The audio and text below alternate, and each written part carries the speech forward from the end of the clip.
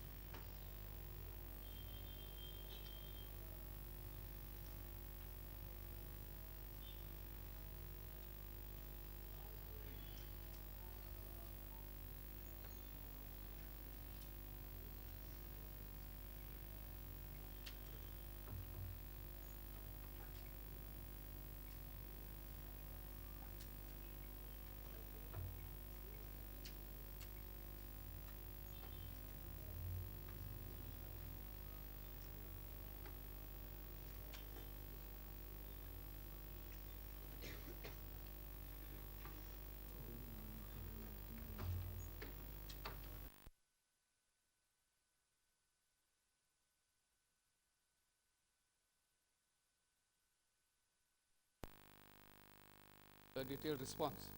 But the fact is, I have also been informed by the lawyer in Delhi that our application has been allowed.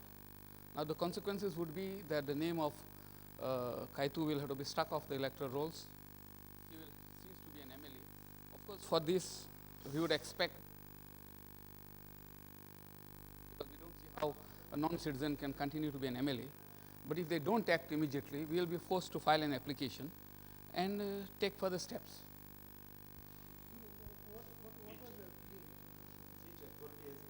See, under Section 9 of the Citizenship Act, Section 9 of the Citizenship Act, the authority to decide whether a particular person is a citizen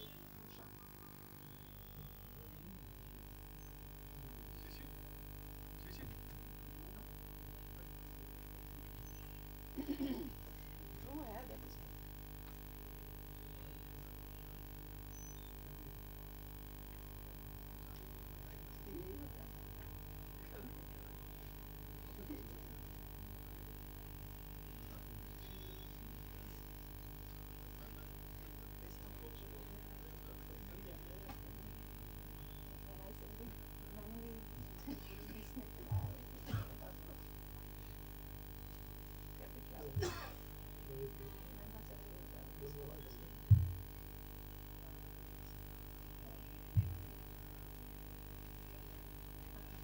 must be leaving for?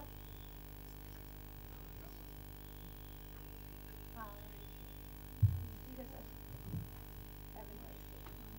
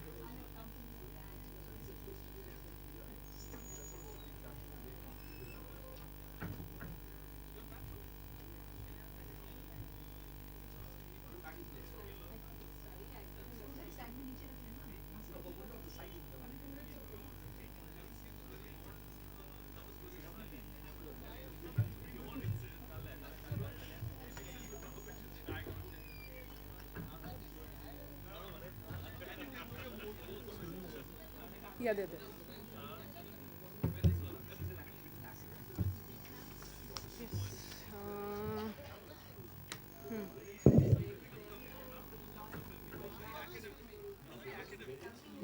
Hello.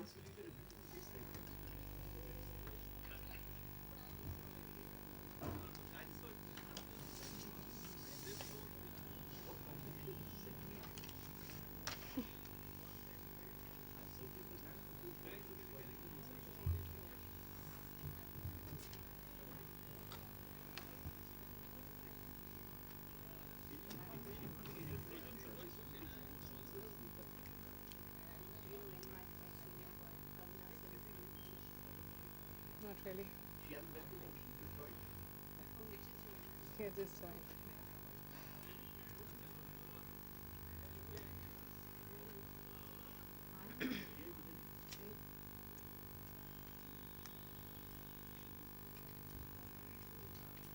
Okay, they come.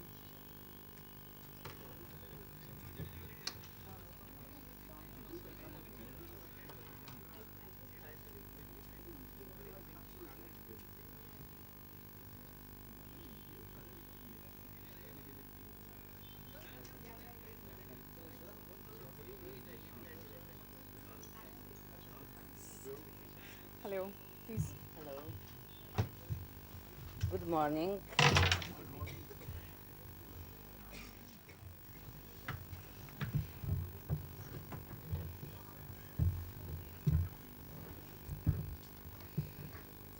Good morning, friends. I'm Neha Jalali and I'll be conducting the press conference for today. It's a pleasure for me to introduce to you two acclaimed personalities of the world cinema. Uh, Mrs. Agnieszka Holland, the Polish filmmaker and TV director, and Mr. Jacek Patriski.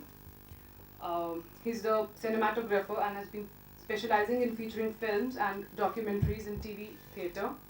Uh, Iffi will be screening around 6 films by Miss Holland: Fever, Woman Alone, Provincial Actors, Burning Bush, and of course Total Eclipse and Europa Europa.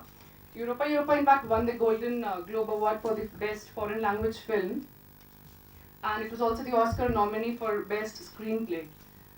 The latest Burning Bush, I think it's the freedom fight in the communist Czechoslovakia. Uh, Mr. Jacek Patriski, he's been the cameraman on many acclaimed pictures and has worked on many documentaries and features with Miss Holland also. Patriski has won many awards, including the BAFTA Award for the best photography in The Betrayed. I'd request Ms. Holland to address the audience before we can have questions from the media about the work that she has done, and especially about the latest film that he is going to screen. And then I would also request Mr. Petriski to tell about the association that he's had with Ms. Holland and about the work that he has done. Good morning. Uh-huh. Good morning. Um, I'm curious in the first place about what you want to know about my movies and myself. Um, yeah. Yeah, sorry, allow me just two small points.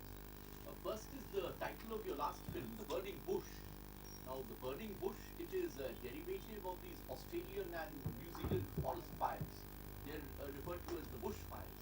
So, how did you derive the name Burning Bush? Because the whole thing takes place in an urban setting, towns and cities. You scarcely go to the village area where there are woods and sudden fires caused by nature. Mm-hmm. Burning Bush, the title is taken from the biblical symbolism. Moses, when he met the God shown his face to him in the bush which was burning. And this bush was burning forever. He didn't burn out. And it's the symbol of, in some way, of the freedom fight of this young man who put himself on fire, because the film starts with the young student, Jan Palach, who put himself on fire to protest against the destruction of freedom in his native country. And it looked that the communist authorities succeed to destroy the memory about his act and the meaning of his act. Everything what they wanted to do, it was to let people forget that Jan Palach existed, why he did what he did, and for whom he did it. And for 20 years it looked that they did succeed. That the society, that the nation forget it, that they didn't want to talk about it, that they didn't want to follow this kind of the example. And after 20 years, suddenly, on the anniversary of his death, the young people woke up, the people who could be the children of Jan Palach, because he was 21 when he died, but 20 years later he could be their parent, their father. and they to commemorate the anniversary, 20th anniversary of his death, they organized the huge demonstrations, and those demonstrations marked the beginning of the fall of the communist regime in Czechoslovakia. So in some way, you know, this burning bush was still burning. That it was like the straight symbol, I think, the screenwriter had in mind when he put this title on this story. The story is not revolutionary story. It means it's not about how wonderful it is to fight and die for freedom. The story shows the gray and grayest sides of the, you know, of the people choices, and how difficult it is to live in the society where the official ideology uses all military and political means to destroy your individual choices. So it's not about communism and non-communism only. It is, I think, about any kind of the society when the individuum doesn't have the right to express himself freely. Next is your play of colors. You start in black and white where there are young people dancing, and then you switch to predominance of colors, interplay, you switch back to black and white. Now this interplay or rapid swings in color, they're not exactly references to time points, live footage of earlier times. I think, but could you explain this, the use of color? Predominantly color, technicolor, but then you're switching to black and white occasionally, as in the debut of the film. Mm-hmm.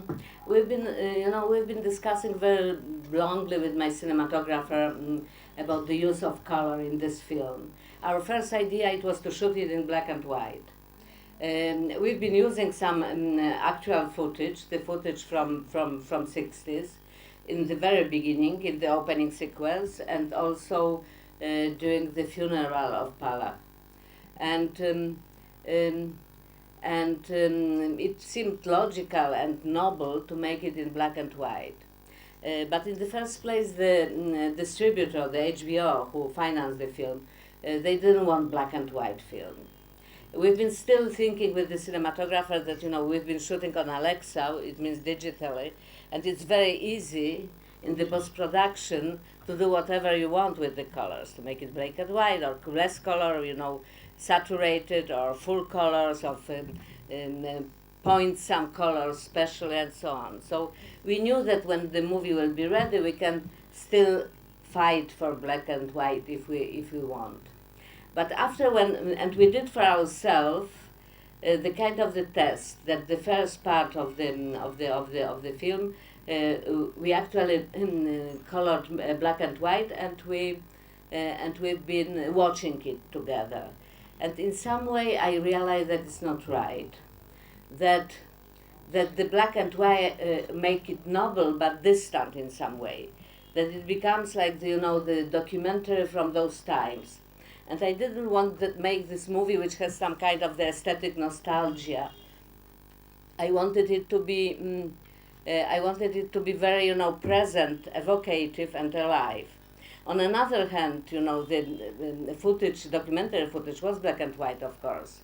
And after we realized that it will be interesting to follow with the grade of color the emotional situation which happens to the character, or the settings which are more or less official. So, for example, the police stations, the Communist Party, environment, the official places was much more black and white, not black and white completely, but in some way saturated. And the private scene, the private people situations, and the characters where we've been really close to, they've been more colorful and warmer. But we try to do it in the we are very observative, but most of the audience doesn't realize it. Black and white, yes, at the beginning, but after they just follow the story, that they don't see this, this change of the grade. So we've been using it a bit like the musically, like the music, to to push up some kind of the emotions we wanted to obtain, and by the end, in some way, the color became meaningful. In the same time, we've been afraid to have some kind of the washed out, a little washy kind of the picture. So we pushed the contrast quite high, and it has this kind of the sharpness and contrast, which I think makes it energetic, aesthetically speaking. I have a question. Aniska, yesterday I watched a film, Goratska, a brilliant film. And I've seen other film by Kieslowski. In particular, I remember Blizna, in which you had a small role. Blizna. Blizna. So I want to know, why didn't you continue as an actress? Because that role was brilliant, even though it was a small role. You as an office woman, So Well, I know that I have incredible screen presence, but didn't have the time. Actually, I had bigger role in one movie which Jacek shot, called Interrogation. But Bugajski film. Okay. So I played the communist in the prison, who was very believing and very dogmatic communist who was imprisoned in some fines against, Trotskyism or whatever. And it was in Poland. It was shot in Poland in '81. It was the movie again told the story of the Stalinian oppression in Poland. First film of this kind, which after was banned for a very long time, and actually shown in Cannes in, I think, '92. Christina Zanda won a Yes, prize she in won the that. best. Yeah, Yes. perfect. We've been shooting in the very short period of freedom during the Solidarity time, and no actress wanted to play communist. And I was the artistic advisor on this film, and we've been afraid that because we don't have the cast for this role, it will be some delay in the production. So I actually heroically took this part, and I think it was very successful. Yeah, he can tell. Good for the movie. And Aniska, the second part of my question is, first three of your films, Akhtarzi, Provincialny, Goraska, and Kobieta Samotna, you would like to call them your own film or a part of Kino Moralnego Niapuko Koju? What is your assessment? Kino moralnego niepokoju, it means the cinema of the moral anxiety. It was some kind of it means the movies of my generation, shot in late 70s, and quite critically describing the contemporary life in Poland, was called like that by the critics, by the Polish critics. We've been a bit like protesting against this label, because we thought that it's to hide what it really was about. Our anxiety wasn't moral only, it was political and social in the first place. But in the same time, I was always very worried not to make the movies which are the direct kind of the militant statement. It means and Kieślowski was very much like that also. It means we've been both interested more in the human destinies and human choices and the existential dimension of that than in the mechanism of the historical of a political mechanism. So even if we've been showing the characters which we didn't like politically, we try to find some kind of the truth, inner truth, or motivation, or reason, or weakness, but human weakness, and not just to judge them as some kind of evil. And today, when I'm looking back on this period, I think that the movies which been more moral exactly, or existential, than political, survived better the time. Because it's important to do the things which has some universal meaning, even if it's connected very much into some kind of the political fights. Um, it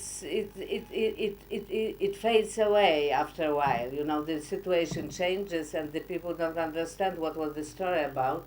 Also, it was for me always very exciting to show the movie to the different audiences. Not from the time when I started travel, I realized that the same movie can have the different kind of perception in different countries and different cultures, still touching some emotional chord in the audience.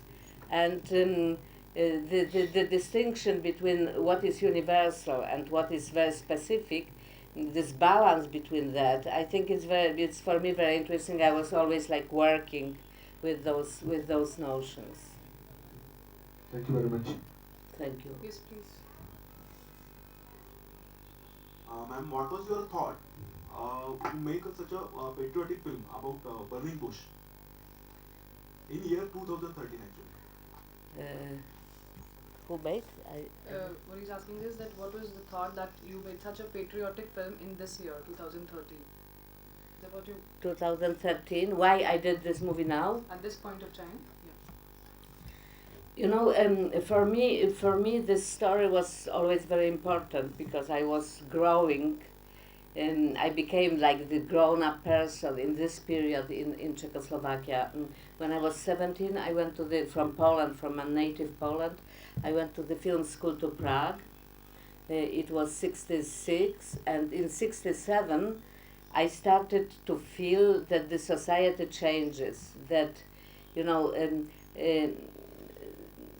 the period of the communism in the communist countries in Europe after the Second World War, those periods was not the same all the time. Just after the war and starting 48, 2-3 years after the war, the regime became very oppressive. And Stalin became also very oppressive in Soviet Union, and it spread over those new communist countries, creating some kind of the totalitarian oppression which touched everything. The people been in prison, the people, even the party members and party high functionaries have been killed, accused, sentenced and killed. It was impossible to have any kind of the freedom in the literature, cinema, art. The censorship was extremely strong, and nothing from the outside, or very few things from the outside, came into those countries. The people were unable to travel abroad. They didn't have the passports. They've been imprisoned in their own countries, and they had to support the official propaganda. They cannot tell what they really think. Don't tell out,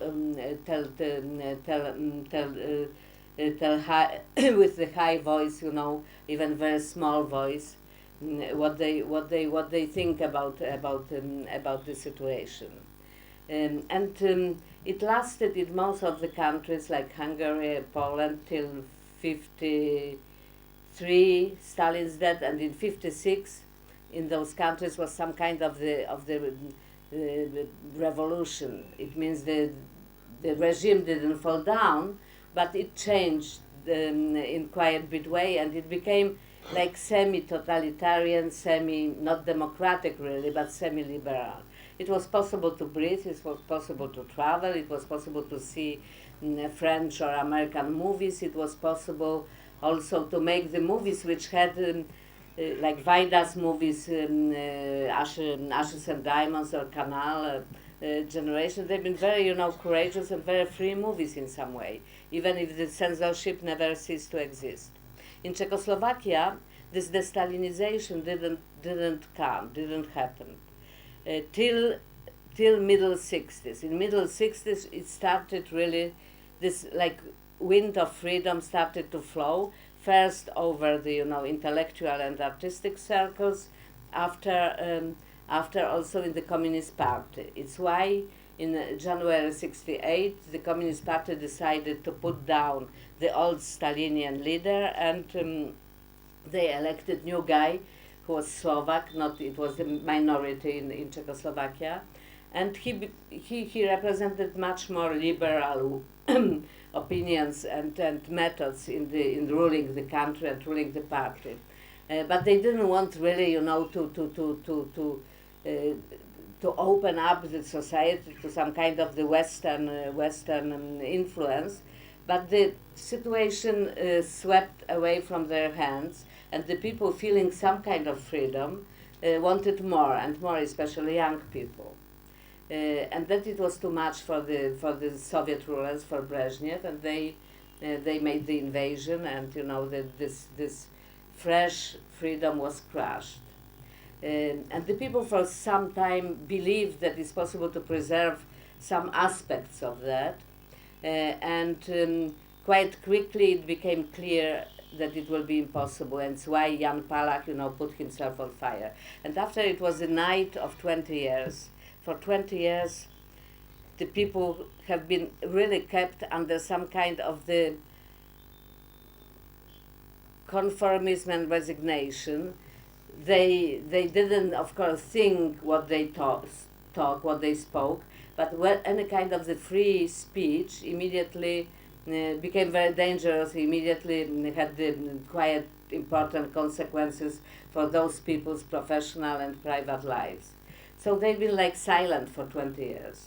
And for me, this, because I was there when it happened, when the freedom came and when the tanks came, and after when this resignation came, it was for me like probably the most important political, human, and social experience. And everything I did after about different periods of the history, about the contemporary times, about the people altogether, was influenced by this experience, and I understood how the humanity, the weakness and the strength of the humanity, how easy it's to, submit yourself to some kind of the exterior oppression. At the same time, how mysterious are those people who don't submit. They are heroes, they are not heroes. Sometimes they are heroes against their own will. They just follow some kind of the path, some kind of the need. And I use these figures in many of my movies from different countries and different periods as some kind of the model questions, why we are who we are, what the humanity is capable of, why the people are so easy to resign, why the revolution cannot win, and so on and so on. So when I was able to come back and tell the actual story, I felt very excited, and I felt there's some kind of the gift. In the same time, never before, it means during these 20 years after 89, when the communists fall down, no movie of this kind was made in Czechoslovakia, neither in Czech Republic, neither in Slovakia. It was some documentaries. It was some kind of the comedies about the period, a little nostalgic comedies, because the freedom is not easy, and suddenly people realize that maybe it was better to be in the cage, but to be fed and don't fight, for your survival.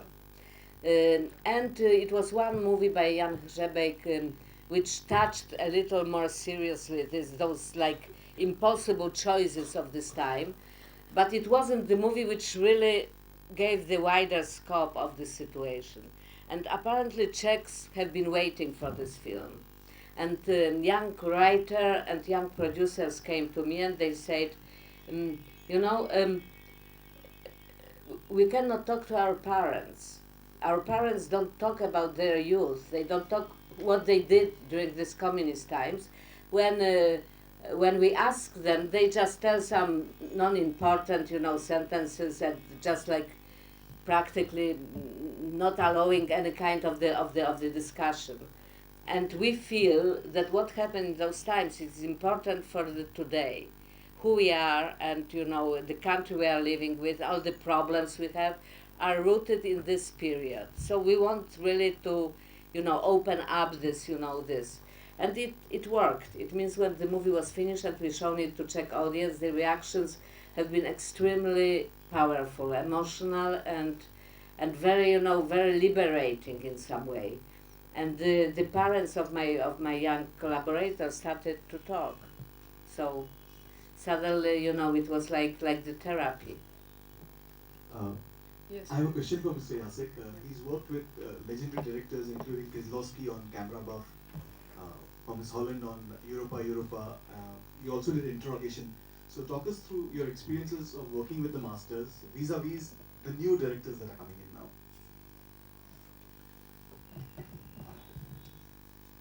I will tell a few words about Kieślowski and Holland because this is a very interesting comparison for a cameraman. They were totally different for DOP because Agnieszka is very much taking care about the picture, and I have the feeling that the quality, the look of the picture has the same value for her as the philosophy, meaning, story, and everything else. With Kieślowski it was completely opposite. During our work together in 70s mainly, I had the total freedom.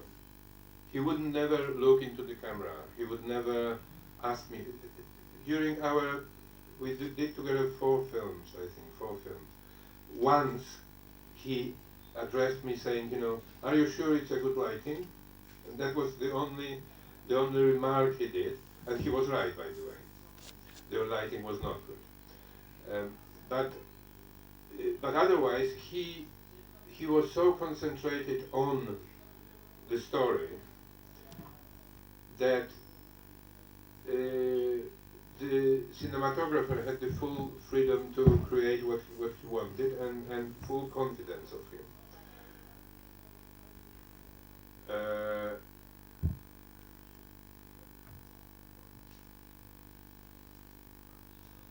And this is the spectrum. This is how you can imagine the relationship between the camera person and the director.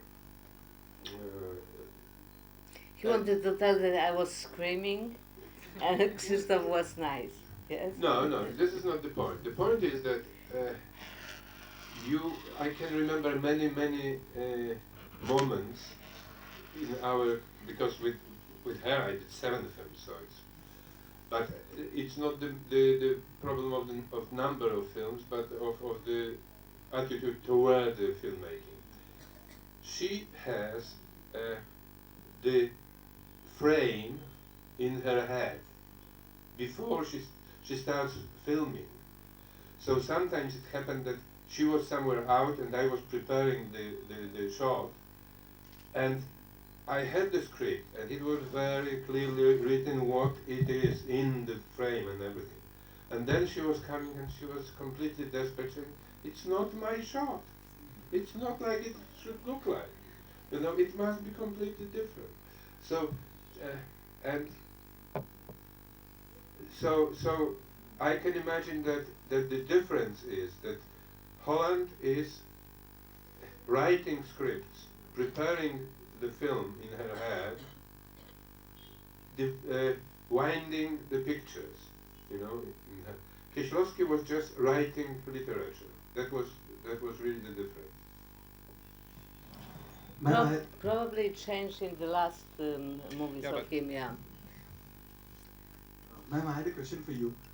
About 15, 16 years back in an interview you said that the young filmmakers don't have much of real life experience and hence it doesn't come out on screen. I'm not right. Do you still subscribe to that or has it changed now? No, I think that it's still the case, generally, of course. In some countries you have the people who went through more complex and complicated historical or political experiences. I don't say that it's necessary to sit in the prison or gulag or whatever to make a good film, but I think that some amount of the borderline experience and disturbing experience, and the experience which poses in front of you the difficult questions about exactly our identity and our choices, helps to make the movies full and interesting. And certainly the generation which was the strongest after the Second War, it was this first and second generation. It means the filmmakers who went through the experience of this, for example, Second War, of different totalitarianism, and like in Europe, in my country, Wajda, Munkas, Kawalerowicz, Bergman, Fellini, Pasolini, Antonioni, Kurosawa in Japan, and Ozu, and in India, Rai, and you can Robert Bresson. You can put many names of the extremely powerful authors and the filmmakers who has incredible body of work, and you feel that their reflections about the world are really grounded and rooted, and the younger generations have mostly the problem with that. It's why the best movies of the young filmmakers are the first movies, where they put all their experience of of the youth, of the coming in age, of the situation with mother, father, figure, the first love stories. And when they put this experience, which is mostly fresh and personal, into the movies, suddenly, the next movie they have not too much to say. It's why but they are technically very skilled, so they are pretty good in the genre movies, with some kind of, entertainment, more commercial cinema. But rarely they are the authors to follow. It's very few directors of the generation between 50 and 20 who I can tell I will watch every of his films, and I always find something personal and deep. And it's characteristic that the cinema coming from some countries where the situation is more complicated, and which make the choices for every individual very difficult, like Iran, for example, are stronger, are more powerful, because those people had, they are in their private life facing very dramatic and complex choices. But of course, sometimes you have the people who have such a talent and such an inner life, and they are so spiritual and deep that they don't need any kind of exterior experience. They just pour from themselves, but that is rare. And most of the filmmakers today, they are middle class, pretty rich kids. Their knowledge of the life is limited because they didn't have to fight, too much, and their experience mostly from watching another movies or TV series now. So, movies, another movies, yeah. They are watching the movies. They are mostly cinebuffs, or they are watching the TV series now, because the TV series, especially cable TV series, became more popular among young generation than the movies actually. So they know a lot. They are a bit recycling what was already said. But don't worry, I think that the world becomes again very complex, complicated, and dangerous place. So probably something will happen that the next generation of the filmmakers will have plenty of experience to pour from. You've also worked with Vaida, Kieslowski, and even Mr. Zanussi. Talk us about the experiences with working with them. With Zanussi, Zanussi was my first boss. He was my boss because I was his assistant. And it was just after I came out from the film school, and I was very pretentious and very arrogant, and I was sure that I know the best how to make the movies. In the same time, I had the political problems. I was imprisoned in Czechoslovakia, and when I came back to Poland, it was some kind of a blacklist. And Zanussi had the problems to employ me as an assistant, but I didn't know about it, and I thought that he is just not clever enough to understand that the best things can happen to him is to have me in his team. So I was a little, I was a little fuzzy with him. And after we started the film, which is, no, it's not shown here, but it's shown in the Polish Institute. Is showing the restored copy of that. Is the movie called Illumination. I don't know if yes. Yes, it's Illumination with that beautiful Polish actress who comes in several of his films. Also, No, it's not with Polish actors. It's the kind of the film essay about the young scientist, somebody who wants to. we have seen it. It's come here. Uh-huh. It's in the National Film Archives. Uh-huh. We've seen Mike. So anyway, it was my first job after the school. I was his assistant. It wasn't easy task. Preparation went for like 4 months, and he was looking for the actors, non-actors practically, real people, and also for different things, because it touches everything from physics, philosophy till parapsychology and the things like that. So and we had a lot of discussions during the preparation, and he kept us discussing till like probably like 1, 2 o'clock in the night, without giving us any kind of alcohol, because he was very much against alcohol, which made us very angry, and he was very elegant, and he didn't swear, so we started to swear in front of him, in purpose. And we've been putting the bottles from the pocket and drink alcohol. So poor guy, anyway, after when I started make the movies, I realized if I had the assistant as I was, I will fire him after 2 days. Also, after when we started the shooting, I thought that his way of shooting is not the best. That he is not, really good director. So sometimes, when he was directing the scene, after doing my duty, because I was responsible, I took the newspaper or something and I was reading, Terrible. I was just terrible. And so I was surprised when he offered me to be his assistant on the second film, and I realized that probably he's masochistic, slightly, but I got pregnant, so I, declined. But it was for me very important experience. I realized this after, and very quickly actually we became friends. Until now we are the friends. He was the producer of my movie Julie Walking Home, and also the next one probably he will produce. And he showed me over these years a lot of trust and support. And he's not, especially in Poland, when he goes abroad, he's much more open, but in Poland he's pretty, formal, and there's very few people he's, addressing by, I don't know what form to tell, by, this, in Polish is distinction between you and you. It means he speaks. Toi et vous. How to tell it? Toi et vous. Toi et vous, oui. Comme en français, toi et vous. So we are. Why is singular? Who is normally plural? Yes. Something respectful. Yes, it's more formal. Vous is formal. Tu is We're also is Afghan, friendly. So I am tu for Krzysztof. Up and tum, so in India. And I think he's very brave, intellectually very brave man, and very alone in some way also, because it's the directions he's going is very few of people who can really follow him.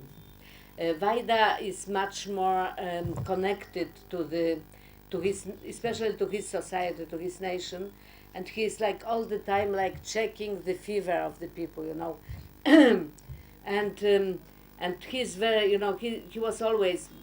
I started to work with him in the beginning of 70s. He had the film group, and he admitted me as a member of this production group. For quite a long time, it was impossible to get any of my scripts to pass the censorship. And he asked me to be his assistant on Men of Marble. But the authorities fired me. So, but instead, I got to make my first film myself. So it was like, for me it was good. But I started to work underground on the Men of Marble, and Vaida asked me to write some scenes. He has one thing which is terrible for the screenwriters. He's never faithful to the screenwriters, and he's very easy to bore. So when he had the script, and the script is good, after like month, he realizes of the preparation that the script is boring, and he wants to change the things, but he's too elegant and too shy to come to the screenwriter and tell him, do this and this changes. He rather takes somebody like me in the time, another writer, to write some scenes. And by the end of the day, I can tell you that the poor screenwriters don't recognize his work. I wrote for him 2 films entirely, and I was like the ghost writer for many scenes of different films. And when I worked for him those 2 films, knowing how terrible he is, I was just keeping his hand all the time. You know, I was just shadowing him. Didn't want him to go to another writer, you know, to rewrite my good scene. But he's, you know, he's great man. It means he was to me extremely generous, and it's because of him that I was able to start working really. Because when I had the biggest problems with the authorities, he offered to adopt me formally, and you know, to give me, because my name was not good for authorities for the reason which are too complicated and complex to explain. It concerned my father and his destiny. But Vaida offered that he will be my father, and like that he thought that he's powerful enough by his fame and position that the authorities will not attack him directly. So, you know. Work with Kieślowski on 3 colors. On Kieślowski, it wasn't only on 3 colors. With Kieślowski, it was different because he wasn't my mentor or boss. He was my friend, and probably the best friend I ever had in the film community. And we've been friends from like middle 70s till he's dead. And any movie we did in the meantime, we've been like discussing together and helping each other from the stage of the treatment through the script and editing. For example, with Europa, I finished the film, I edited the film and screened the film to some audience, and the reactions have been very good, but my feeling was that it's not good enough, that it's something which could be better. And I thought that it's because the beginning of the film is too heavy. It's too much of information. So I asked my French producer, Margaret Menegos, if she will allow me to come back to the editing room, even if we had already the print, and try to trim a bit the beginning. And she said yes. So I trimmed the beginning. It was better, but then I realized that it's unbalanced and that I have to trim more.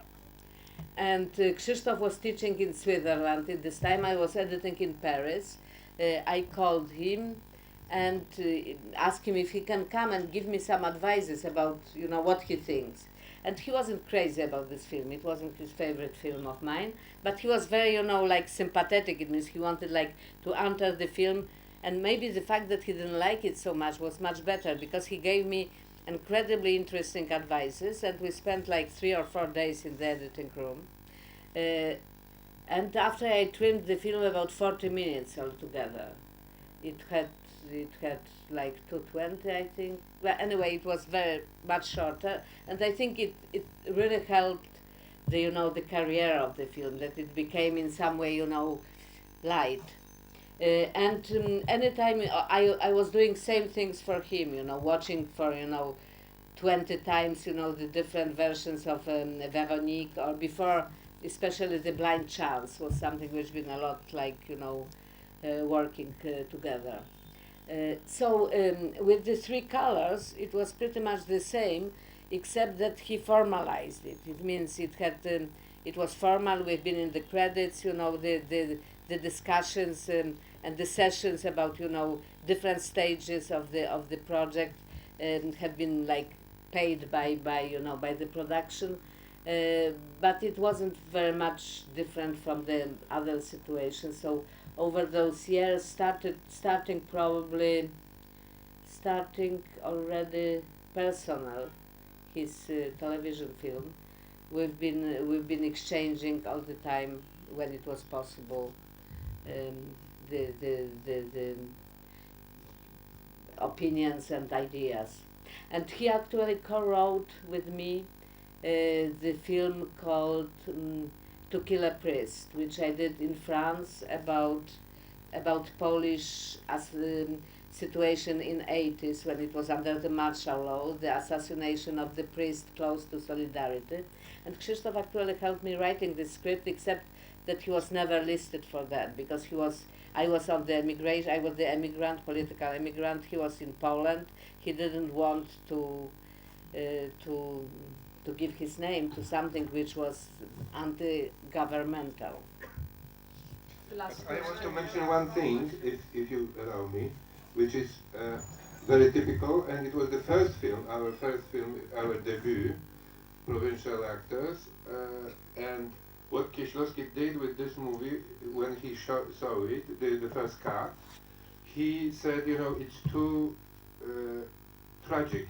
This film is so black that it loses its strength because it's black in black. It's so desperate, the fate of the main characters, that you cannot bear it. And he proposed to swap two scenes, and the final scene to put in the middle, and the middle scene put at the end. And he changed the meaning of the whole story in this way. So that was very, very typical for their relation. Excuse me, sir. One question has been waiting for a quite long time. Sorry. Now, this current year, 2013, we've had two extremely important political films from East Europe. One is your film Burning Bush, and the other is Andrzej Wajda's Man of Hope, which I have seen in Kolkata. Now, do you think there could be an artistic conflict between films of socialist realism and contra-socialist films? Because any political film will highlight certain political views. One may agree with it or one may disagree with it, that's different. But in the context of methods of cinema, the means of cinema, do you think there could be a conflict between films of socialist realism and the films of contra-socialism? Well, I'm not sure if I understand well your question, but if you mean that any film which states the quiet, decisive and clear political view risk to be some kind of the social realism, it's what you wanted to say? You see the 1950s films from Soviet Russia, Hungary, Czechoslovakia, Poland, and the current year's films, Man of Hope and your film, Burning Bush. Well, I don't see the comparison too much, because those films in this time. No, there is no comparison, exactly. Since you accept the difference, could there be a conflict between the artistic methods? I think that the main thing, it means I cannot speak in name of Wajda film, and I have certainly some problems with some ways he used. His film has to be in some way the film which reminds young audience, which forgot it because the political situation in Poland now is very conflicted. Reminds them what was really important on the beginning and what are the roots of our new freedom. Burning Bush, it's more, I think, the anatomy of the resignation. It means anatomy of the normalizations, as it was called. It means the process when the soft but in the same time total oppression changes people's lives to some kind of the moral slavery. So they are quite different in terms of of the content and the methods, but of course they both want to show what was in which in which points the tragic experience of the communists, because I think it was tragic experience for entire for few generations, especially those who lived under this oppression, but not only, because also India, also in some way intellectual Italy or intellectual France, have been fooled by this hope that it's possible to theoretic, based on the theoretical idea utopia, change people's life and make it sensible, meaningful, and good. But it appeared very quickly that to do so, you have to create the enemies, and all energy went to the fighting those imaginary enemies, and the collateral damage was the millions of people. So I think it was a tragedy for the which influences our lives till now, in very deep way. So I think speaking about the communists and through the future movies is as important as it was to speak about the tragedy of the Second World War, about the Holocaust, for example.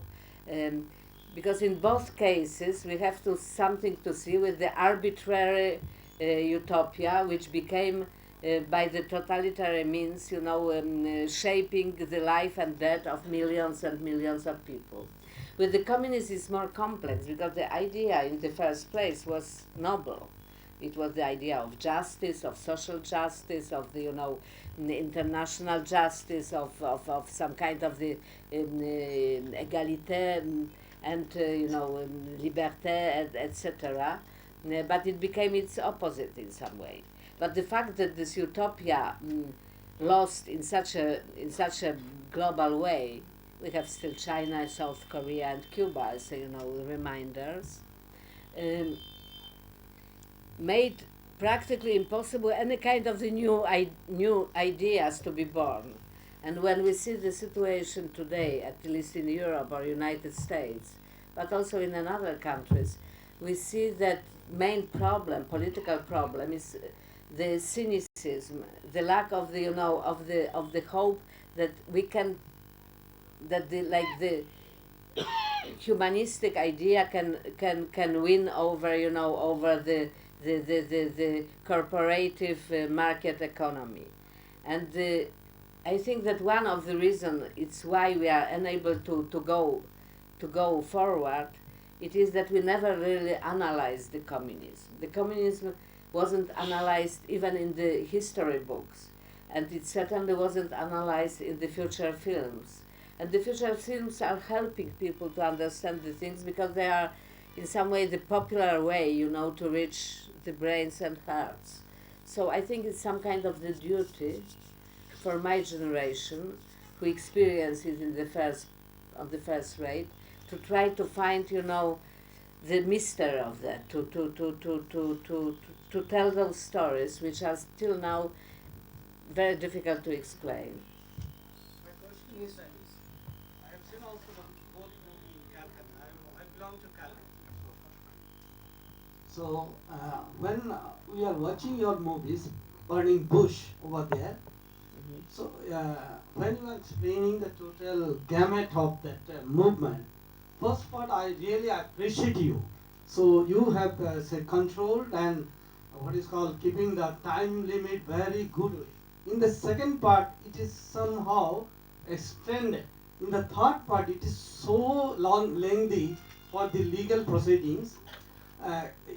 Is time is more factor to you rather than the consuming the space factor in your cinema?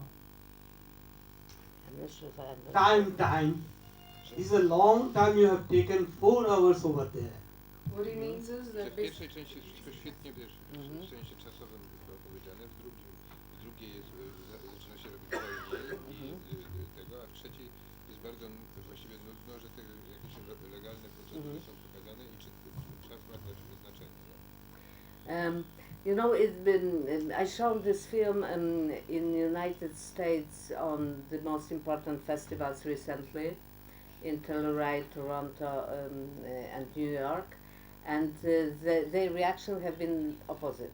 It means they thought that the first part it's too expository and too long, and they started to be really interested in the story in the second part, and the fact that this story is translated to some kind of the genre of legal procedure, they found very, very appealing. So I think it's probably different reaction. Matter of perception, perhaps. We Yeah. have just one last question there from the lady. She's been trying to ask for a long time. Yes, that's the last question. I wanted to ask you about Joseph McCarthy.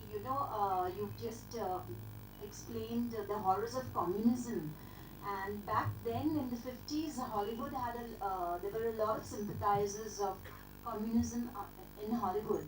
And you had this House of Un-American Activity, Joseph McCarthy, who was kind of going around looking for communist sympathizers. But I find that he's been vilified and he's been made out to be some kind of a monster. So, what are your thoughts about that? Well, to me, he was a kind of the monster. It means I don't think that the remade against the communist dogmatism is anti-communist dogmatism. I think that any kind of the dogmatic ideas and the power using, the power means to destroy the political enemies led to some kind of the oppression. So I think it was pretty black period in America, and it certainly influenced also the capacity of American intelligentsia, intellectuals to develop a little different than liberal point of view. I don't think that everything which was on in the roots of the communism is wrong, and I think also my parents have been communists, and my father was a very young communist before the Second War, and I can understand the reason why they made this choice, with the social injustice, racism, anti-Semitism, and fascism growing around.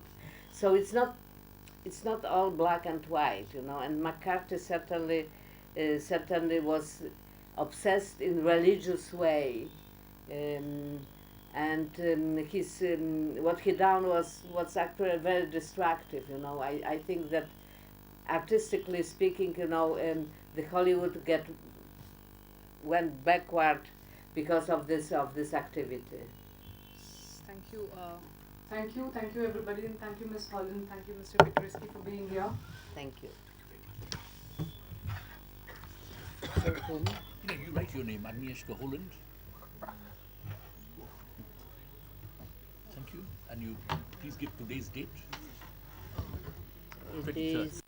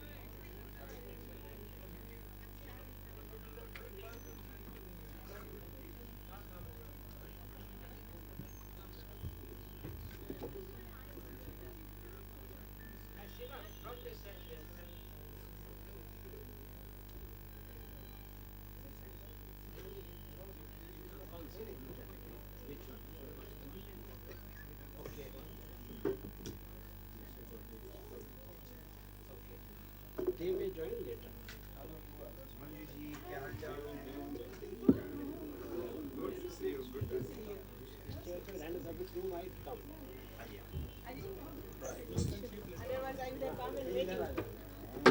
Oh, madam. This is, I don't know. Anyway, Ah, I think this. so you want me to do? Who's this? Oh, no. That's fine. We are quite used to living with less elbow room in our lives. Since we are together, so 8% is nothing. There is no space problem in Northeast. You think so? Huge. Right.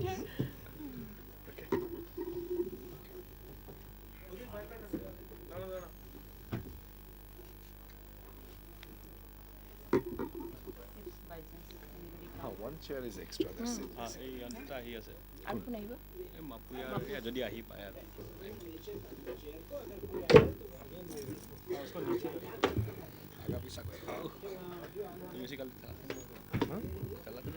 ঠেলা তুমি ইফালে যোৱা মামা এতিয়া হ'ল।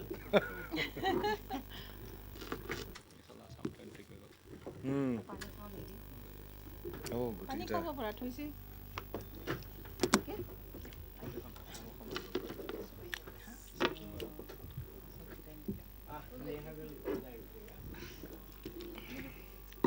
What is our Mizoram and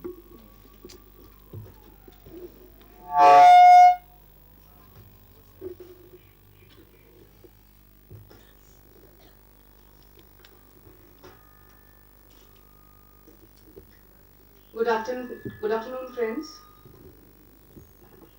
Hello. Good afternoon, friends. I'm Neha Jirali.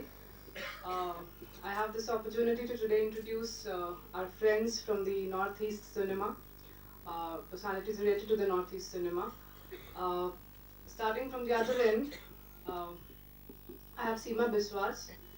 She's the film and theatre actress, better known as the Fulan Devi, of course, of Shekhar Kapoor's Bandit Queen. Stuck with that. She's also done a role of Shakuntala in Deepa Mehta's Water. Next is Utpal Bhojpuri. Hello. Similar.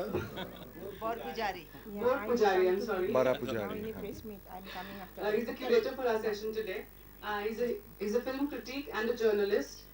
He's been writing on a wide range of topics related to cinema, culture, literature, of course, Northeast India, politics, and whatnot.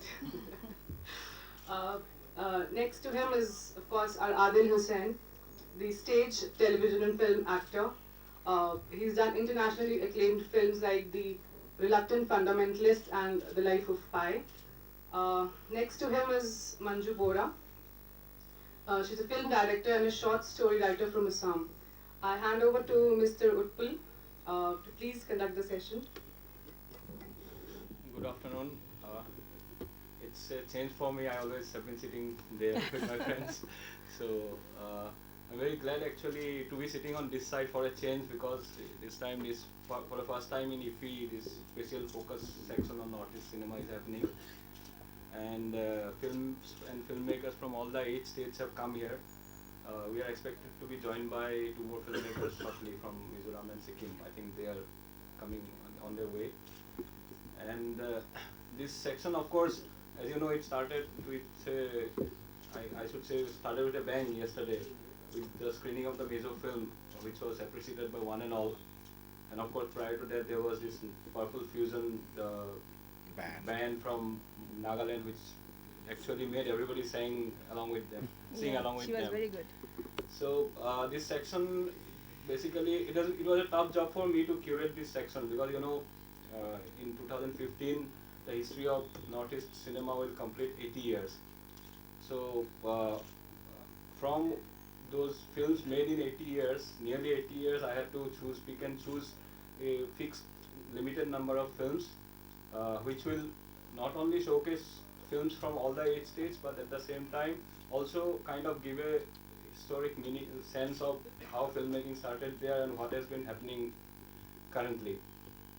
So that was a challenging task for me and very satisfying one also. One of the films which is in the section is directed by Manju Gora. Her first film, in fact, which had won 2 prestigious awards for debut filmmakers, Arabindan Puraskar This is Gulapudi. and Golapudi Srinivas Memorial Award. And her another film is being screened this evening in Indian Panorama this year, which is in a language called Missing Language from Assam. And all the other films that are in the package, they reflect the various cultures of Northeast. So if you have a film from Mizoram, a love story with a historical backdrop, you have another film from Sikkim, which is a very contemporary story set in rural Sikkim. You have Janu Borwa's one of earliest films, Papuri, which has Gopi Desai in the lead role, which is one of his best films, and it's a very political film. And there are films like Osobipu, which was screened in Berlin. There's a film like Ishano, which will be screened this evening, which is by Aribam Shamsharma from Manipur, which was in the Cannes Film Festival long years ago. So I think that way it gives a comprehensive picture of cinema from Northeast till now. I think Ms. Manju Bora will be able to represent the filmmaker's point of view, representing the filmmakers from Northeast, and of course Adil and Seema Biswas will give their perspective from the actor's point of view and what they see in cinema from Northeast, and especially being involved in theatre. Both of them have been involved in theatre, so they can also maybe just give a little bit of some views on how cinema and theatre are very interlinked in Northeast. Good afternoon, everybody. It's a great pleasure, in fact, to get this platform for our Northeastern film this time. Iffi has really done a great job arranging this platform for Northeastern films. But there are some practical problems here. I do not know whether I should speak it here or not, but as a filmmaker, as a filmmaker, I think I should be honest to myself and to the press also, and to the concerned people, film lovers. So now we are having after the open forum, that panel discussion. After that, we went to have some lunch there in Kala Academy, and I spotted the Syed Mirza and his family, his wife. So she came to me. She said, "Are you from Northeast? Are you a Northeastern filmmaker?" I said, "Yes." Then I already knew that she's coming with Syed Mirza ji. And then she said, "Oh, where are the films are screening, and where we get?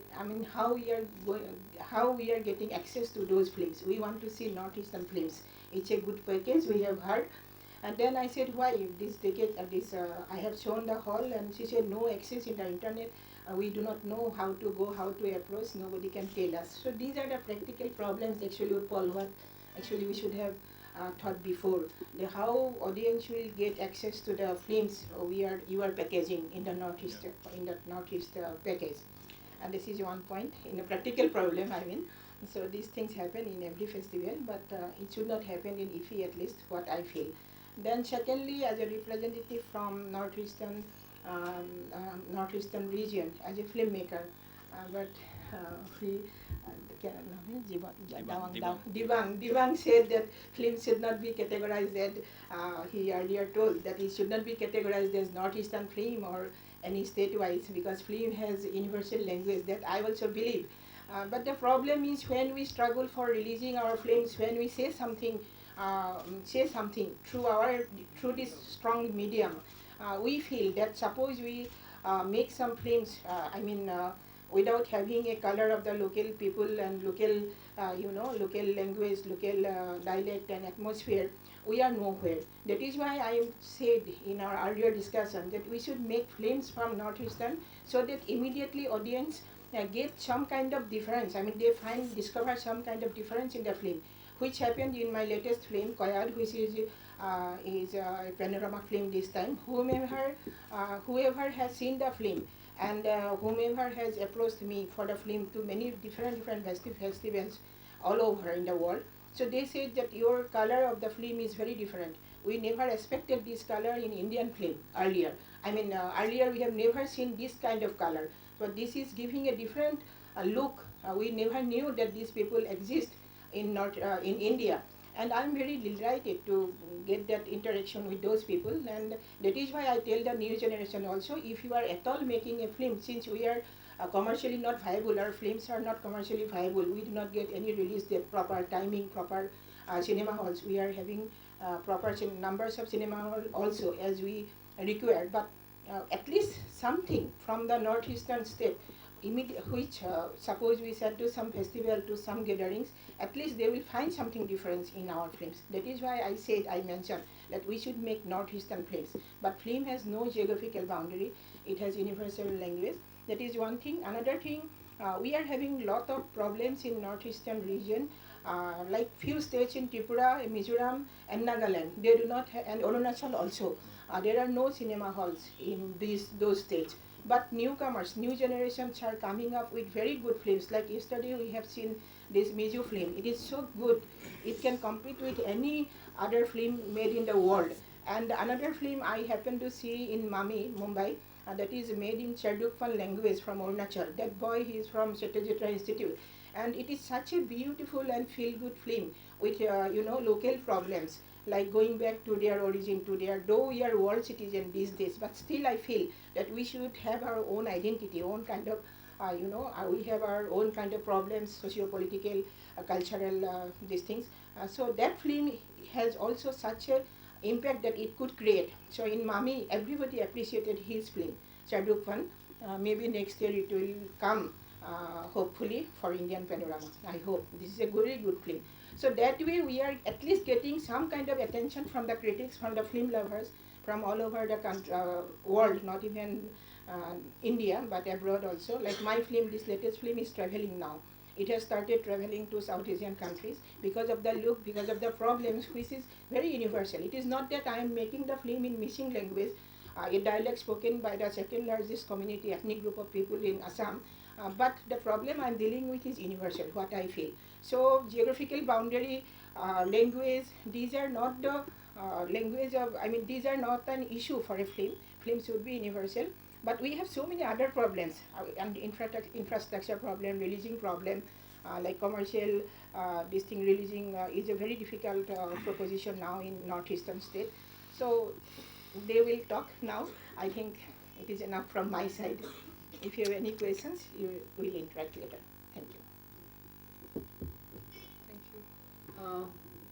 Adam, would you like to talk, or shall we open the stage to the audience? I think we'll just start taking the questions one by one.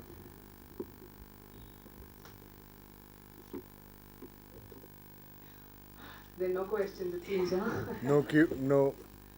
No curiosity about Northeast? Why is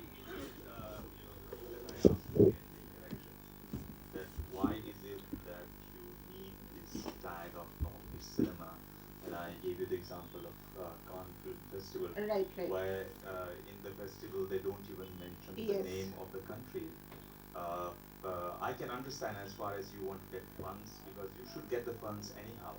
If they are saying that there is a Gwalpara City Trust which gives money for making films, take it from there. But I am an Make good independent films. maker. Yeah, make your films and make them good films.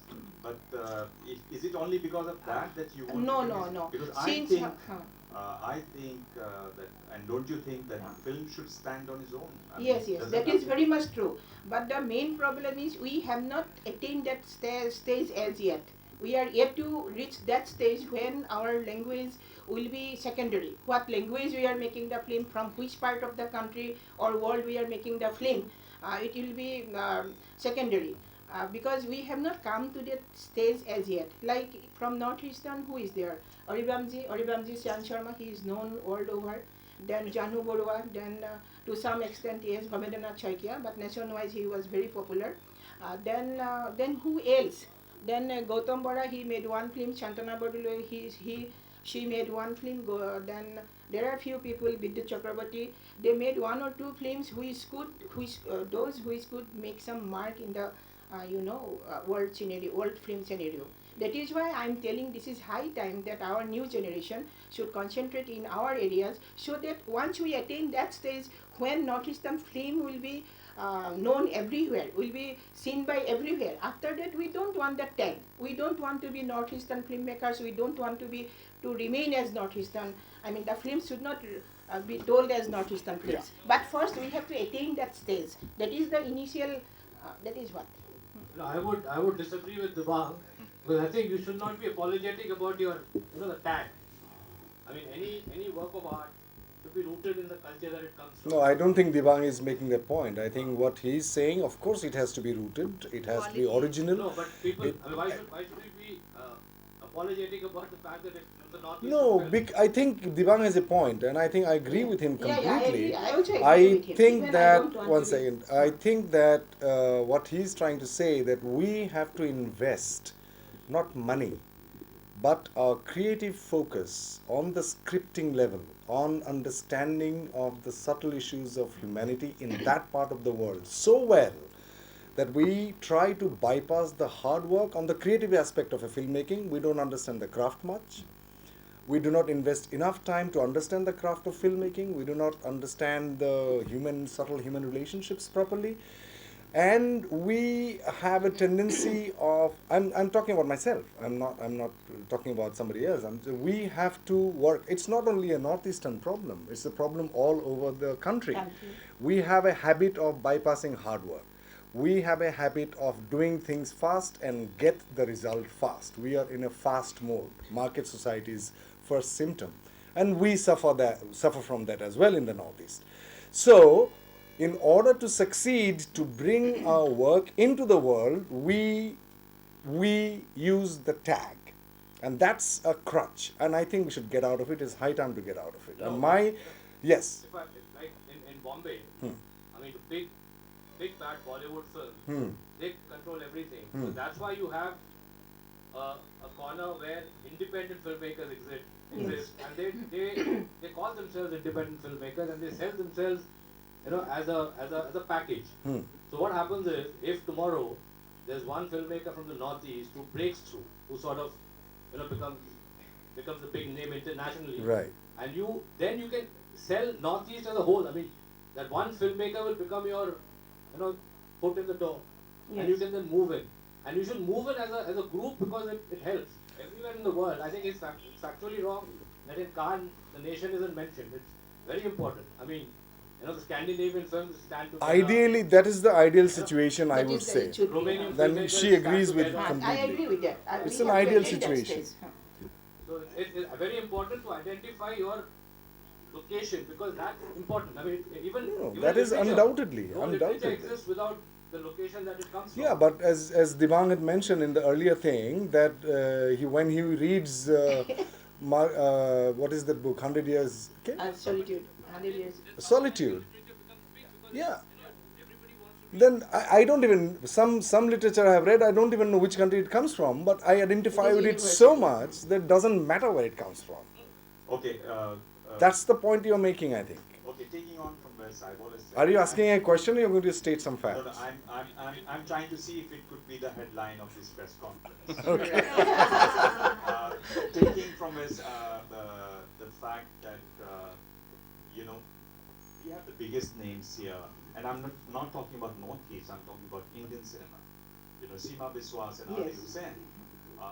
They're very big names. I mean, they would work in any international production. I'm sure they get offers from all over the world. Are they in this press conference and on the occasion of this first ever Northeast focus that's been organized by Utpal Pujari, are they committing that they would be doing at least one film for a Northeast director? Are they going to commit this today as a mark of your support?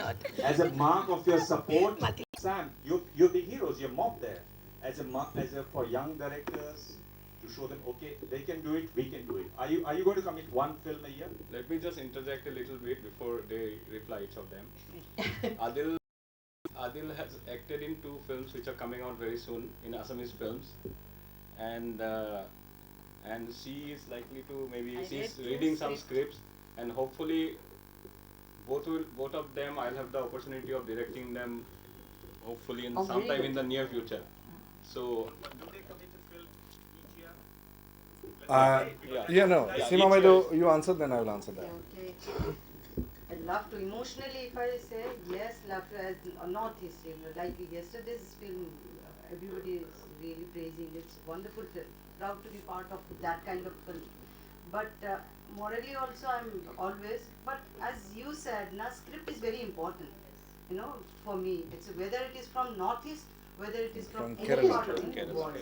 But for me, a script is very important, and clarity and preparation from the directorial point of view, I'm there. Promise. If I get every year 10 films, I will. Absolutely, Yeah, that's right. the thing. Again, as going forward with your point, that it doesn't matter where it comes from. Yes, there is a weakness from Northeast. Just now I met a girl who just going to be graduate. She is going to graduate like next year or this year from Chennai Film School. She said, "Sir, would you act in my film?" So I said, "I just did a film with SRFTI students, spending my own money. I went there and shot it last November."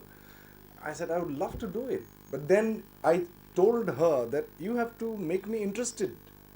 That why would I act in your film just because you are a young girl? Yes, I would not act in your film. I can come and talk to you.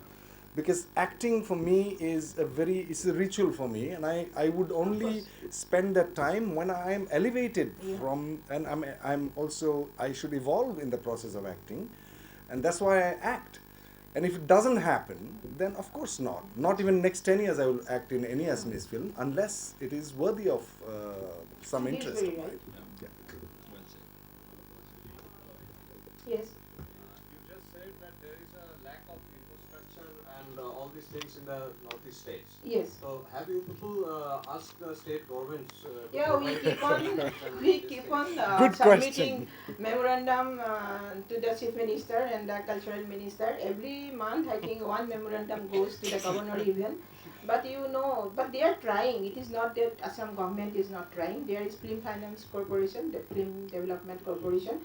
Babita Sharma is there, Nazreen is there. They are really trying.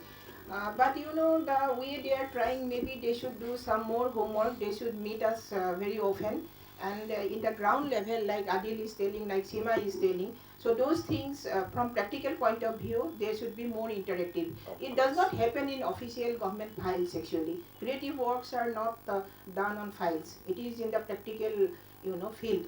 What are the problems we are having? Like we don't have enough sufficient theaters. Though we have in Guwahati 8 to 12 screens, but these are totally controlled by Bollywood, Bombay film industry, because these are all digitalized nowadays, and it is controlled through UFO or such. They are business people. They know only business. Out of which film running they will earn more. That way they will program the films. That way we are far behind. So here government has to play a very big role.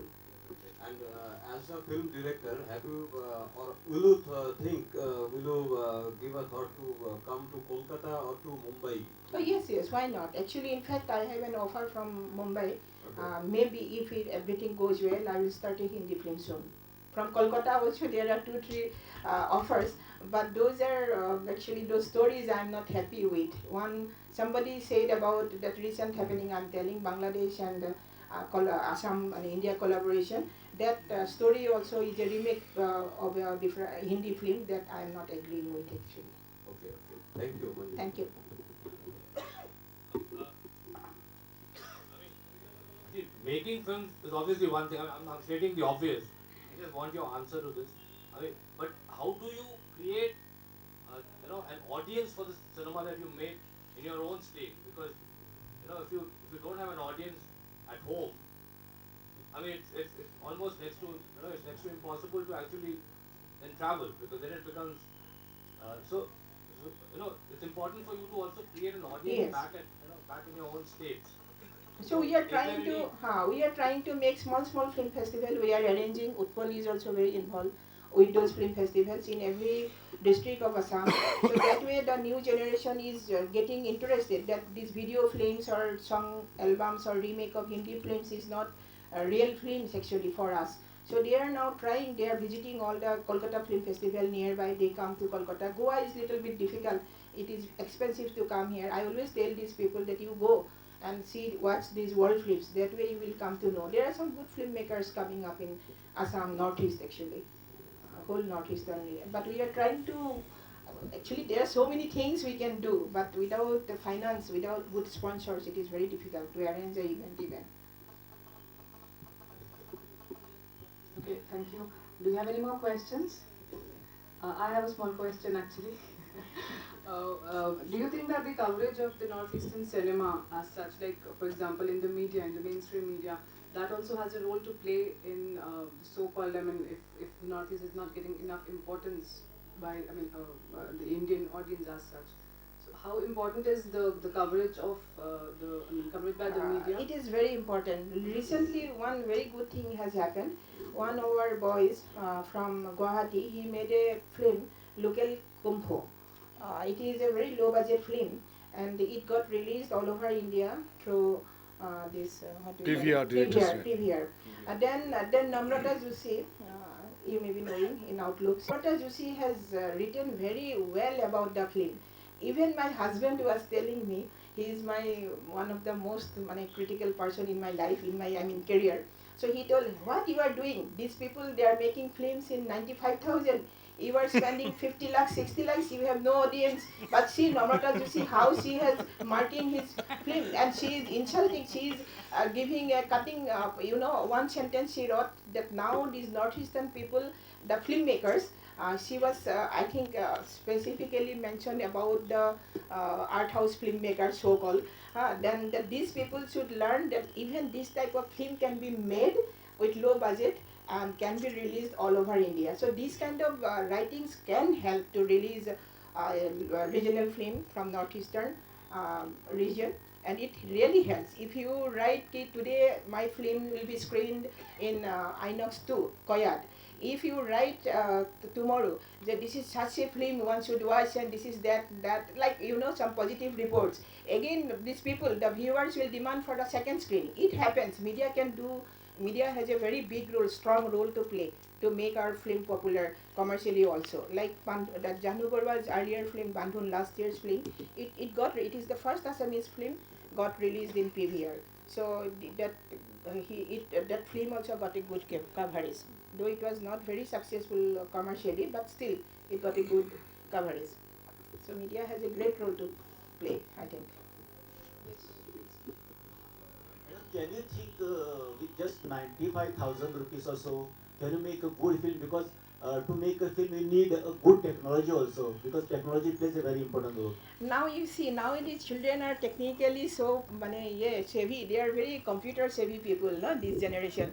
They can edit their film in their laptop. They can shoot their film with color correct them. They can correct the color and so many things they can do. They put the music themselves. They write the screenplay. And when you are a first timer, even the artist will not demand anything. Suppose Sima Biswas is wanted by him, but by somebody, some person, you come, we will just provide you the airfare. She will, if the script is good, because I am not telling that without talent people can survive in this field. Talent must be there. Then Shima and Adil will also come after seeing going through the screenplay. Oh, this is such a good screenplay, we should come and work. And it clicks sometimes. But suppose I am making a film, Shima will definitely not come with only the airfare. And I will feel very bad, in fact, because it is a commercial, that commercial part you cannot, because it is their daily earning source is only acting. So I cannot bring her, put her for 2 or 3 months, Adil, for example, for 3 months, because at least 1 month preparation, or suppose his makeup is to be done, hair and everything, then 2-3 months preparation, and then a lot of homework, lot of sittings, 3 months, one film. So they won't be able to give me time. Then I'll have to offer them at least some decent amount of, remuneration, so that they will come. They will feel, get for a newcomer, for a first timer, yes, it is possible. 75,000. There's one interesting story. I happened to meet, act with this very famous actor called Gerard Depardieu. He's a French actor, those of you haven't seen him. So he told me during the shoot of Life of Pi, he says in his heavy French accent, he says, Adil, I came to make a documentary on Saint-Exupéry because I wanted to tell the world that you don't need good money to make good films. No. And I think he's very right about it. Because you don't need good money to make good films. You need spirit, craft, sensitivity, empathy, respect for what you do, and the fire and the passion. Then you find a way to make it, no matter how much money you have. And filmmaking, in oppose to theatre, has an inherent flaw, and for me that is that you need money to make film. And that money bit comes and plays a very important role into commercialization of this art. It becomes a product, and which is a big problem for me. So that's why you call it an industry. An industry manufactures things, unfortunately. And that's what we see in Bollywood, whoever it is. It's manufacturing soaps and manufacturing films. Very little difference. Thank you. Do you have any more questions? Thank you, prestigious guests, for your presence. Thank you. Thank you so much. Thank you. Thank you.